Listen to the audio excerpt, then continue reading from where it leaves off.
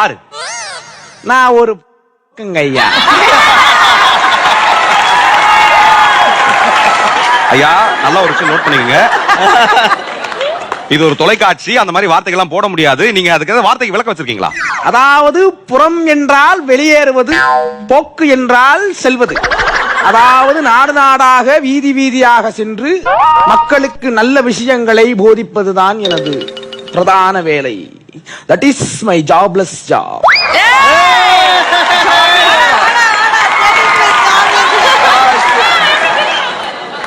Understand? அதாவது இந்த ஜல்சா குமார் இதுக்கான பெயர் காரணம்னு சொல்ல முடியுமா? ஐயா, நான் இதுக்கு முன்னாடி கூலி வேலை செஞ்சிருந்த சாதாரண சித்தாளியா. ப்ராஜெக்ட் சைட்ல மணலை ஜலிச்சு கொடுப்பேன்.